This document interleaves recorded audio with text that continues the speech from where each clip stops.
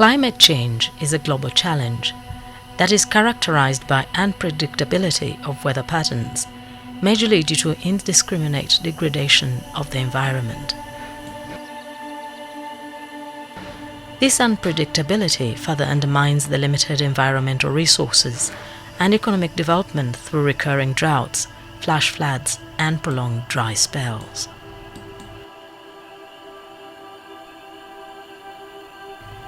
Karamoja sub-region, found in the northeastern part of Uganda, has for decades faced persistent droughts and flooding when it rains.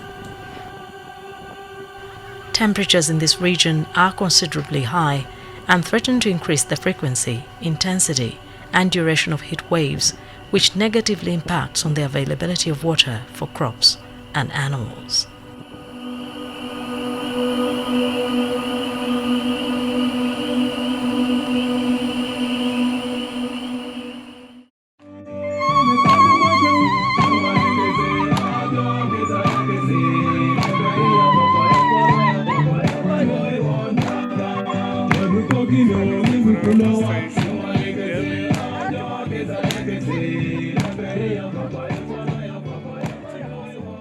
Historically, Karamojong people are pastoralists with a penchant for keeping big herds of cattle, but due to the semi-arid nature of the sub-region, they're forced to trek long distances in search for water and pasture for their animals. These nomadic movements have always transcended into armed cattle rustling within and across the border, with neighboring pastoral communities of Kenya and South Sudan, leading to loss of livestock and human life. It is very clear that the current insecurity that we are experiencing as Kaabong, but also by extension Karamoja, is partly attributed to climate change. That is people sharing resources that are not really enough. We have neighboring Kenya, we are neighboring South Sudan, but because we don't have enough resources to share, these are some of the things that have contributed to insecurity in Karamoja and in Kaabong in particular. For example, we have people overgrazing, we have tree cutting, we have issues to do with the burning, bush burning, which are very uncontrolled and thus lead to, in some way, to climate change, and so loss of livelihoods for our people. So we see climate change contributing to the current form of conflict. Upon this background, Center for Conflict Resolution, CECORE, in collaboration with Global Partnership for the Prevention of Armed Conflicts, GPAC, is implementing a pilot climate security risk assessment project in Kaabong District, Karamoja sub-region, with funding from United Nations Development Programme. Kaabong, like the rest of Karamoja, experiences two extreme ends of climate change. For example, when you go there, you see drought, but also after a few months, you see a lot of rainfall that causes floods. And there is also an experience of insecurity that is characterized by especially cattle raiding. So Kaabong is an area that also has a very strong linkage, a strong nexus when it comes to climate change and conflict. For example, because of insecurity, communities are forced to cut down thousands and thousands of trees to be able to build manyatas around their homesteads in search for protection.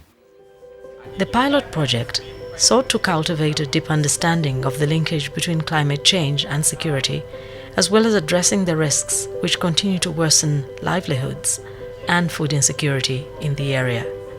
To achieve this, CECORE collaborated with a range of key stakeholders at local community, district, and at national levels to come up with interventions that would help raise awareness on how climate change and its effects can lead to conflict.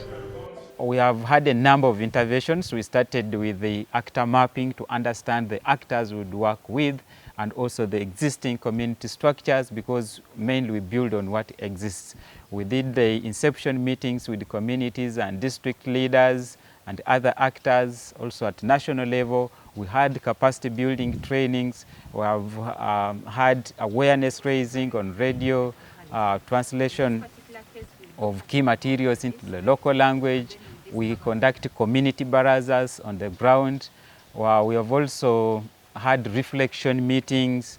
We have also supported a few initiatives on the ground to act as learning centers when it comes to addressing issues to do with the climate change and conflicts. And there are a number of successes on the ground. Napech Helen is a resident of Kalapata Town Council. She is also a member of a Youth Peace Champions group in Kaabong district, one of CECORE's projects that train youth on promoting peace among the youth in Karamoja. Using her experience with the group activities, Helen volunteered to train as a data collector on issues of climate change. She collects data from various places, including among other community meetings, women groups and places of worship, which she shares with community elders and other relevant authorities for interpretation and action.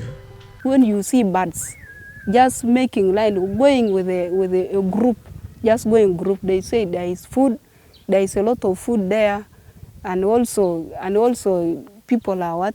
People are harvesting a lot of food. This is a community meeting, popularly known as a baraza. It is taking place at Kalapata village, where community elders, local leaders as well as security personnel have gathered to interpret the data collected from the community. Such barazas are normally punctuated with traditional rituals that help in weather forecast and disaster preparedness. Here, a goat or at times a cow is slaughtered, and elders with special talents examine its intestines to predict weather, fortune, and any looming disasters to the community. The findings are then communicated to the data collector, who later conveys them to the relevant authorities for immediate action. All those things, when they are talking, is true, because we already seen the sign. We believe in community engagement. When there is community engagement, with even the opinion leaders, with the traditional leaders, with the foretellers, those are people we don't ignore. We take their contribution to prescribing security interventions and mitigations very seriously.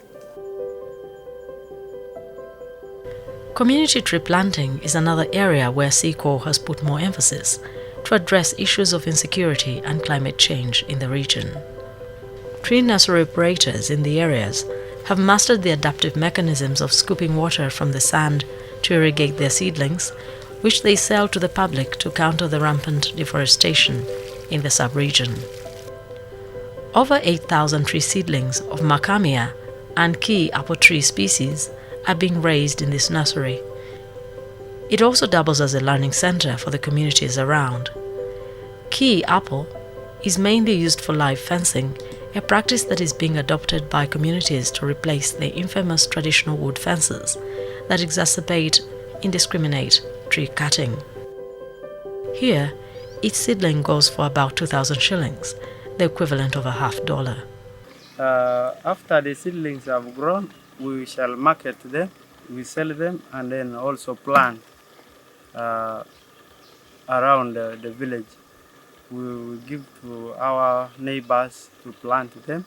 We also train them, teach them how to plant them, so that we keep the environment green.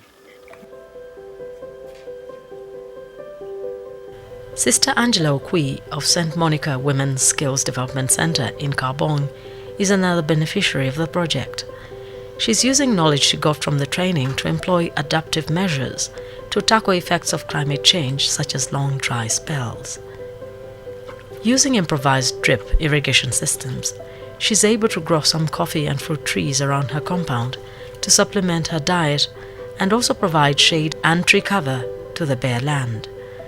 She has also turned into a change agent in her community, because whenever she gets an opportunity to interact with her visitors, she spreads the gospel of tree planting using low-cost irrigation systems.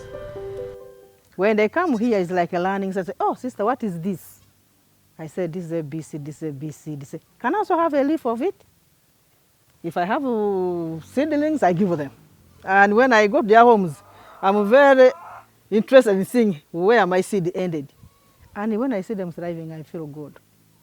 So being a development skill center, it doesn't only mean getting maybe what you do as a tailoring, cookery. You have a kitchen garden as a woman. You have a fruit for the children. So they have benefited a lot, by the way, from here. Sister Okwi is optimistic that the climate change project will transform Karamoja in the near future if communities scale up the momentum of planting more trees than cutting them for charcoal and fencing materials. Now we are acquiring lands to plant artificial forests. So when you plant artificial forests, of course, that will help still to bring the rain, which has disappeared because we have cut all the traditional trees. And then it will be a protected zone. Nobody just lingers anyhow. You know the problem with the Karamoja, where we are going into really a desert. We were semi-desert before. But now people have gone ahead, they burn charcoal, they get wood for the fences, but we're encouraging to make these milky bushes, which are resilient. When you plant, they survive. So you just keep trimming and you have your fence. The kaipers, they are thorny. You talk of insecurity. Nobody will go into those thorns to get to your property because they are very sharp and painful.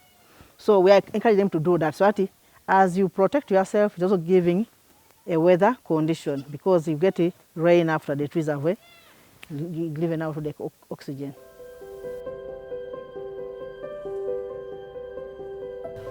John Okwe Gudan is another change agent who has embraced fruit growing as a commercial project. He's already getting some income from his orchard, where he grows citrus fruits such as oranges and tangerines, as well as mangoes and pawpaws. Due to his vast knowledge on peace and the security situation of Karamoja sub-region, John has over time attracted special admiration from a number of NGOs working in the area. As a member of the Climate Change Project, he has participated in a number of training sessions as well as reflection meetings. Reflection meetings bring together all climate change and security actors to dialogue, assess, and document lessons learned during the implementation stage of the project. It is also during the same meeting that best practices are proposed for adoption and incorporation into the learning documents on climate and security at local levels. We Karamojong have our own ways of forecasting, issues to do with the security, issues to do with weather, issues to do, so many, everything. We have our own ways of traditional ways of forecasting these things. For example, we use intestine to detect, to say if there will be an hazard or a calamity in an area, like a raid or cattle raid, or if there is some form of a disease occurrence, and all these things, the people can traditionally detect it from an intestine of an animal. Even weather, we can predict the weather and say tomorrow there will be rain and there will be rain. So there should need to integrate traditional methods, so that, because they are real.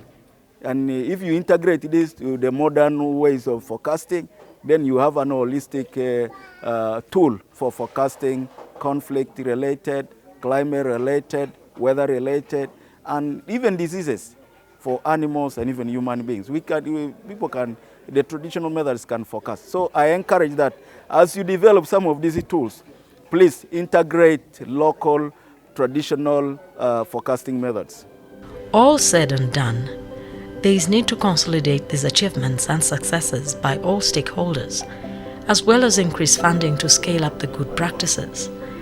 This will spur knowledge exchange, advocacy, influencing, dialoguing, and learning for the improvement of Karamoja's water and environmental resources. We have realized a number of best practices, built the adaptive capacity now of communities to be able to respond to issues of climate change and conflict. There have been a number of best practices and lessons. For example, the community ownership and participation that has been very, very strong. The strengthened relationship between traditional actors and the local authorities, the self-mobilization and the creation and development of initiatives like a Kaabong Action, Climate Change Action Committee, which is now spearheading the process. The actors have been able to put in place sustainable measures on how to to sustain the project interventions even after the project has phased out. They have been able to incorporate the learnings into existing local structures and government structures. So we really call upon the actors, especially on the local level, to be able to continue with the enhancing those successes, building on the successes that is in place now. We also call upon the international community to be able to support, because this has been a pilot project and it has indicated that indeed it is successful, indeed it is relevant, and so many other actors, even beyond Kaabong districts, are calling upon us to be able to respond by having such initiatives. So we'll call upon financial support that can be able to scale up the successes that we have realized.